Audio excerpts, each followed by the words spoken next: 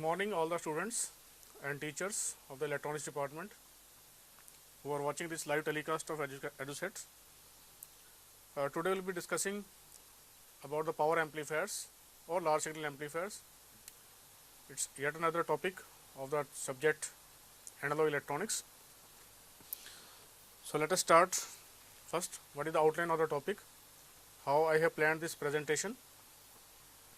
Again, I have divided this presentation into two parts. The first part deals with the need of the power amplifiers. Power amplifiers की requirement क्या है, क्यों जरूरत पड़ती है इनकी? What is the basic difference between voltage and power amplifiers? And after that, we will study in brief about the single-ended power amplifiers.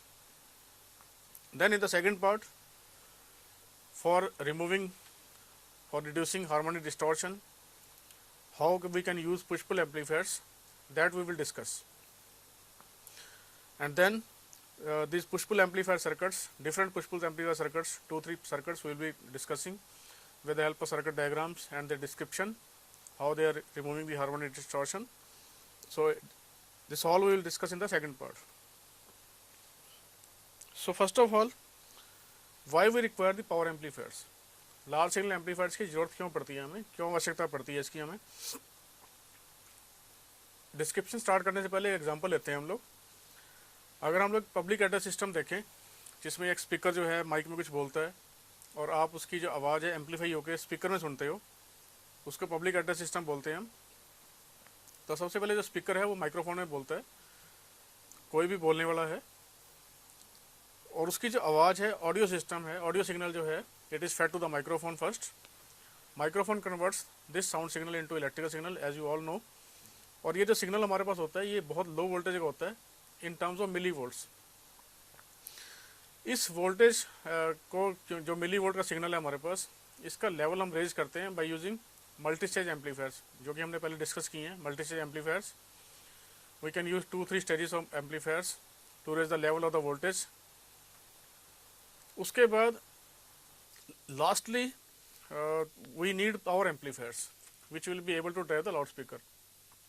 तो हम ये कह सकते हैं जो हमारे पास पावर एम्पलीफायर्स है वो हमारे पास किसी भी सिस्टम की, किसी भी पीए सिस्टम की, पब्लिक एड्रेस सिस्टम की लास्ट स्टेज होती है जो कि किसी लाउड स्पीकर को ड्राइव करती है. आपने देखा होगा कि हम लोग पहले माइक्रोफोन में बोलते हैं और उसके बाद हमारी जो आवाज़ है वो एम्पलीफाई होकर लाउड स्पीकर से सुनाई देती है. तो लाउड स्पीकर से पहले की जो स्टेज है वहाँ पे हम लोग यूज़ करते हैं पावर एम्पलीफायर जो कि लाउड स्पीकर को ड्राइव करता है. अब यहाँ पे होता क्या है कि जो लाउड स्पीकर की आउटपुट है हमारे पास, it is in terms of watts. 10 watt, 20 watt, 50 watt, आपने देखा होगा PMPO लिखा होता है लाउड स्पीकर के ऊपर. तो लाउड स्पीकर की जो वोल्टेज है वो हम डिस्क्राइब करते हैं इन टर्म्स ऑफ वाट्स, और इम्पीडेंस होती है इसकी इन टर्म्स ऑफ ओम्स. तो पावर एम्पलीफायर जो है, जैसे मैंने पहले बताया आपको, लाउड स्पीकर के जस्ट पहले लगता है पावर एम्पलीफायर. तो पावर एम्पलीफायर की जरूरत क्यों पड़ती है हमें, why it is needed? Here it is serving 2 purposes. सबसे पहला काम क्या है इसका कि it is supplying the necessary power to the signal so that it may drive the load. जो भी हमारे पास पावर एम्पलीफायर है वो सिग्नल को पावर देता है ताकि ये लोड को ड्राइव कर सके. लोड का मतलब यहाँ पे क्या होगा, लाउड स्पीकर. तो पहला काम हमारा पावर एम्पलीफायर क्या हो गया कि जो हमारे पास लोड की डिस्क्रिप्शन है, जैसे हमारे पास 40 मिली वाट, 40 वाट्स का, 100 वाट्स का, 200 वाट्स का स्पीकर है, तो पावर एम्पलीफायर जो है उतनी वोल्टेज की आउटपुट प्रोवाइड कर सके उस स्पीकर को ताकि वो स्पीकर हमें आवाज़ दे सके. It is the first purpose. Secondly, जैसे हमने बताया लाउड स्पीकर की जो हमारे पास डिस्क्रिप्शन है it is in terms of impedance. Impedance की जो पैरामीटर्स है हमारे पास, इम्पीडेंस इज इन ओम्स. दूसरा काम हमारा पावर एम्पलीफायर का ये है, इसका काम ये है कि हमारे पास जो सर्किट है पीए सिस्टम का या कोई भी सर्किट दूसरा है, it should match the impedance of that circuit with the impedance of the loud speaker. अगर ये इम्पीडेंस मैचिंग नहीं होगी तो हमारे पास जो आउटपुट है वो लाउड स्पीकर के ऊपर मैक्सिमम नहीं आ पाएगी, क्योंकि अगर हमारे पास इम्पीडेंस मैचिंग नहीं होती है तो सिग्नल हमारे पास लाउड स्पीकर पे मैक्सिमम सिग्नल नहीं आ पाता. आपने मैक्सिमम पावर ट्रांसफर थ्योरम पढ़ी होगी. मैक्सिमम पावर ट्रांसफर थ्योरम में क्या होता है कि the maximum power will be transferred from the source to the load if there is perfect impedance matching between source and load. यहाँ पे हमारे पास सोर्स जो है वो हमारे पास है एम्पलीफायर और लोड हमारे पास जो है that is our loud speaker. तो एम्पलीफायर सर्किट की जो हमारे पास इम्पिडेंस है, it should be perfectly matched with the impedance of the loud speaker, only then output will be maximum, it can give us the maximum output. तो हमारे पास power amplifier का यहाँ पे पर्पस क्या हो गया, it is serving two purposes. First of all, it is applying necessary power to the signal. Secondly, it is used for the matching of the impedance of the circuit with the loudspeaker, that is load in this case. Now so far जितने भी हमने amplifier study किए हैं, चाहे वो single stage amplifier हो, चाहे वो मल्टी स्टेज एम्पलीफायर हो, वो सारे के सारे जो एम्पलीफायर थे वो हमारे पास वोल्टेज एम्पलीफायर थे। उसके अंदर कहीं पे भी हमने पावर का वर्ड यूज नहीं किया। All those amplifiers were use to raise the voltage level of the signal. यहाँ पे हम लोग लार्ज सिग्नल एम्पलीफायर्स को यूज कर रहे हैं, पावर एम्पलीफायर्स को। तो we should know about what is the difference between voltage and power amplifiers. So first of all, what is the main function of a voltage amplifier, जैसे हमने पढ़ा है अब तक, it is use to raise the voltage level of the signal to have maximum voltage gain. जैसे हम लोगों ने माइक्रोफोन को सिग्नल दिया था, ऑडियो सिग्नल, और माइक्रोफोन ने उस ऑडियो सिग्नल को कन्वर्ट कर दिया इन टर्म्स ऑफ इलेक्ट्रिकल सिग्नल। वो हमारे पास जो इलेक्ट्रिकल सिग्नल है उसका एम्पलीट्यूड बहुत कम है, it is in terms of millivolts only. अब ये मिली वोल्ट्स का जो सिग्नल है ये आगे किसी भी स्टेज को ड्राइव नहीं कर सकता because of its very very small amplitude. तो कोई भी हमने आगे इसकी प्रोसेसिंग करने से पहले सिग्नल की, we will have to raise the voltage level of the signal. तो this process is done by the use of voltage amplifiers. We can use single stage, we can use multi stage amplifiers. So these amplifiers raise the voltage level of the signal to provide us the maximum voltage gain. अब इस case के अंदर जो है हमारे पास power की जो requirement है, power is very very little which is drawn from the output. बहुत कम पावर जो है सिग्नल की होती है, सिर्फ हमने वोल्टेज लेवल बढ़ाया उसका। उसके बाद पावर एम्पलीफायर का मतलब क्या है, power amplifier is use to boost the power level of the input signal. अब उस सिग्नल में जो पावर लेवल है, पावर एम्पलीफायर का काम उस पावर को बढ़ाने का है। So this amplifier is designed to feed a large amount of power to the load. इसका काम क्या है यहाँ पे, लोड यानी कि लाउड स्पीकर जो है हमारे इस केस के अंदर, लाउड स्पीकर को मैक्सिमम पावर जो है वो ये प्रोवाइड करे। तो बेसिकली पावर एम्पलीफायर में क्या है, हमारे पास इनपुट सिग्नल हमारे पास एसी सिग्नल है, आपको पता है, और सप्लाई वोल्टेज इसकी जो है डीसी है। तो पावर एम्पलीफायर को हम ऐसे डिस्क्राइब कर सकते हैं कि power amplifier nothing but a amplifier which is use to convert the DC input power, जो कि सप्लाई वोल्टेज है, DC input power into useful AC output power. उस डीसी इनपुट पावर को हम लोग यूज करते हैं पावर जनरेट करने के लिए, ताकि वो एसी सिग्नल को पावर जनरेट कर सके। तो पावर एम्पलीफायर बेसिकली क्या हो गया, it is use to convert the input DC power into useful AC output power. अब हम लोग यहाँ पे प्रॉब्लम क्या हो सकती है कि एक वोल्टेज एम्पलीफायर है हमारे पास, जो हमने इससे पहले किया है कि सिंपल एम्पलीफायर जैसे होता है सिंगल स्टेज एम्पलीफायर। हम उस एम्पलीफायर को बिना कोई चेंज किए क्या पावर एम्पलीफायर बना सकते हैं? Can a voltage amplifier work as a power amplifier? The answer will be no. A voltage amplifier can not work as a power amplifier. एक सिंपल जो वोल्टेज एम्पलीफायर इससे पहले जो हमने स्टडी की है, जिसमें एक पोटेंशियल डिवाइडर नेटवर्क है, कलेक्टर रजिस्टर लगा हुआ है, एमीटर रजिस्टर लगा हुआ है, बाईपास कैपेसिटर है, that amplifier can not work as a power amplifier. वो क्यों, वो अब देखते हैं हम लोग क्यों नहीं वो काम कर सकता। फर्स्ट ऑफ ऑल, जो वोल्टेज एम्पलीफायर हमारे पास होता है, हम लोग कोई भी एम्पलीफायर जिसकी power dissipation rating less than 0.5 watts है उसका हम बोलते हैं voltage amplifier. If its power dissipation rating is more than 0.5 watts, it is treated as power amplifier. तो वोल्टेज एम्पलीफायर को पावर एम्पलीफायर बनाने के लिए हम लोगों को क्या रिक्वायरमेंट है हमारी कि power dissipation rating should be more than 0.5 watts, only then we will say that it is acting as a power amplifier. तो अगर हम लोग किसी वोल्टेज एम्पलीफायर को एनालाइज करें, तो जैसे हमने इसके नीचे एक्सप्रेशन लिखा है कि DC voltage between collector and emitter is VCEQ, मतलब कलेक्टर और एमीटर के बीच में जो वोल्टेज होती है, यहाँ पे Q का मतलब हमारे पास है क्यूसेंट पॉइंट, यानी कि ऑपरेटिंग पॉइंट पे हमने वोल्टेज मेजरमेंट की है। तो VCE की वैल्यू आ जाती है VCC, जो कि सप्लाई वोल्टेज है हमारे पास, minus collector current that is your ICQ, and एक हमारे पास ब्रैकेट के अंदर आ गया RC कलेक्टर रजिस्टर, और RE हमारे पास आ गया एमीटर रजिस्टर। तो ये जो हमारे पास वोल्टेज ड्रॉप हो जाती है कलेक्टर रजिस्टर और एमीटर रजिस्टर के बीच में, उसको अगर हम VCC जो सप्लाई वोल्टेज है हमारे उसमें से सब्ट्रैक्ट करें तो हमारे पास DC वोल्टेज आ जाती है, इफेक्टिव DC वोल्टेज। सिमिलरली अगर DC पावर को लें हम तो डीसी पावर कैसे आएगी, voltage multiplied by the current, ये हमारे पास आती पावर। तो DC power which goes into a transistor, actual power कौन सी जा रही है हमारे पास, पीडीक्यू। इसमें हमने पीडीक्यू किया, यहाँ पे मैं दोबारा फिर बता दूँ, क्यू का मतलब क्यूसेंट पॉइंट है कि ये सारी की सारी कैलकुलेशन हम लोग कर रहे हैं ऑपरेटिंग पॉइंट पे, एक्टिव रीजन के अंदर, जिस पॉइंट पे हम लोग ट्रांजिस्टर को ऑपरेट कर रहे हैं। तो P Q is equal to V C Q into I C Q, जो हमने ऊपर वी सी क्यू लिखा है उसको हमने मल्टीप्लाई कर दिया आई सी क्यू से, और हमारे पास पावर बन गई है DC power. So it is your DC input power. Total power हमने कितनी दी थी, टोटल पावर हमने दी थी सप्लाई वोल्टेज से, सप्लाई वोल्टेज हमारी वीसीसी थी और उसको मल्टीप्लाई किया आईसीक्यू से, तो हमारी टोटल पावर वीसीसी आईसीक्यू है। टोटल पावर में से जो पावर एक्चुअल ट्रांजिस्टर को मिली है वो कितनी है हमारी, पीडीक्यू वीसीक्यू इंटू आईसीक्यू।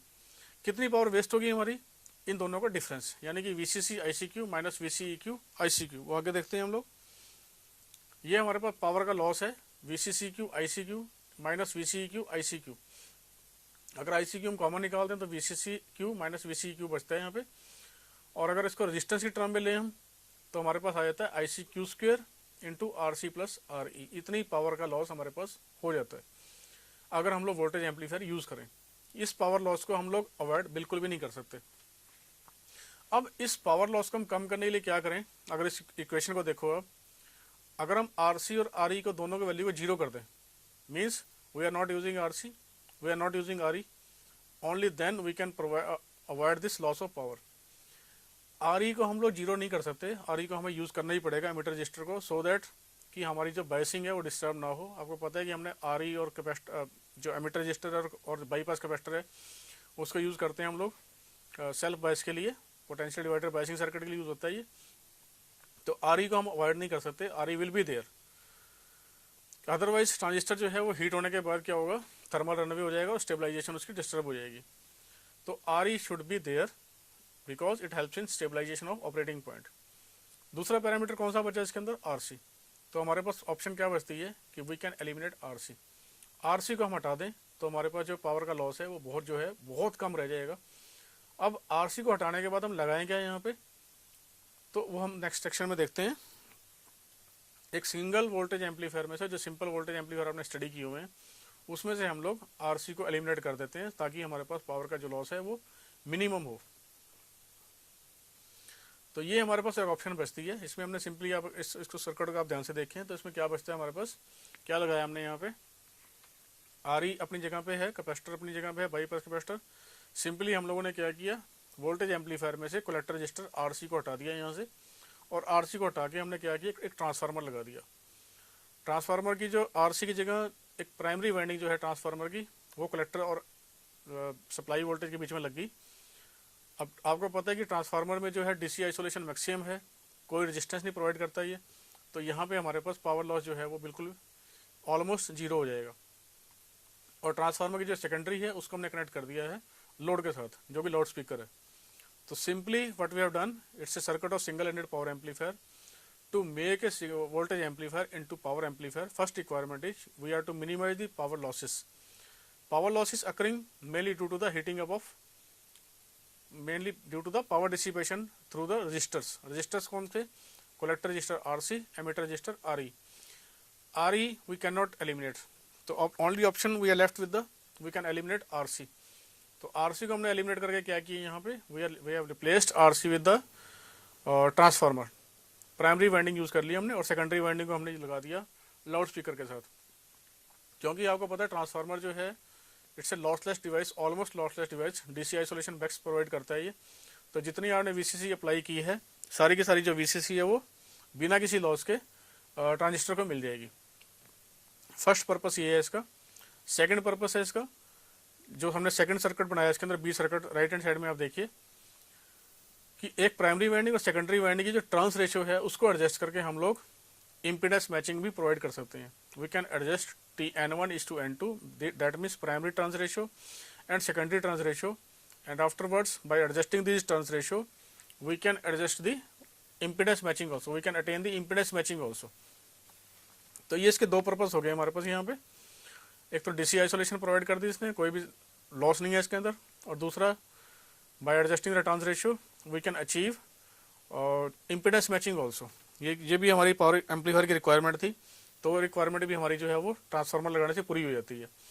वोल्टेज एम्पलीफायर में हमारे पास कोई भी ऐसा डिवाइस नहीं होता जो कि इम्पीडेंस मैचिंग में हमारी हेल्प करे। इम्पीडेंस मैचिंग में हेल्प हमारी कौन सी करता है यहाँ पे, ट्रांसफार्मर। तो ट्रांसफार्मर में हम लोग इम्पीडेंस मैचिंग अटेन कर सकते हैं bye adjusting the turns ratio of the primary and secondary. So elaborate किया हुआ इसको सर्किट को हमने। द रजिस्टर आरसी जो कि वोल्टेज एम्पलीफायर में होता है, it is replaced by the primary winding of the transformer and secondary is connected with the load. So transformer provides a DC isolation, कोई इसमें लॉस नहीं होता। एंड जैसे हमने दूसरी फिगर में दिखाया था, by properly adjusting the turns ratio N1:N2 the impedance is matching is achieved to have the maximum output. हम लोग impedance matching between source and load attain कर सकते हैं सो दैट हमारे पास मैक्सिमम आउटपुट आए। ये हमने एक प्रैक्टिकल सर्किट बनाया हुआ है, इसको सर्किट को थोड़ा सा हम एनालाइज करेंगे। It's a circuit of single ended power amplifier. Example के तौर पे लिया हुआ है हमने इसको। पैरामीटर सारे नोट कर सकते हैं इसके अंदर। VCC इसके अंदर हमने लिए 10 वोल्ट्स। जो सिग्नल हमने दिया है इनपुट वोल्टेज वो है हमारा 2 वोल्ट पीक टू पीक। इसको हम ऑपरेट कर रहे हैं बेस करंट 6 मिली एम्पियर पे, यानी कि इनपुट करंट हमारा जो है वो है 6 मिली एम्पियर। और टर्न्स रेशियो इसके अंदर है 3:1। लोड हमारे पास जो लगा हुआ है यहाँ पे, लाउड स्पीकर जो लगा हुआ है हमारे पास, वो है हमारे पास 8 ohms का। एक इसके अंदर बहुत इंपॉर्टेंट फैक्टर हमने मेंशन किया हुआ है यहाँ पे, वो है PD मैक्सिमम। ध्यान से देखिए, आप ट्रांजिस्टर के साथ लिखा हुआ है इसको, PD maximum is equal to 3.5 watts.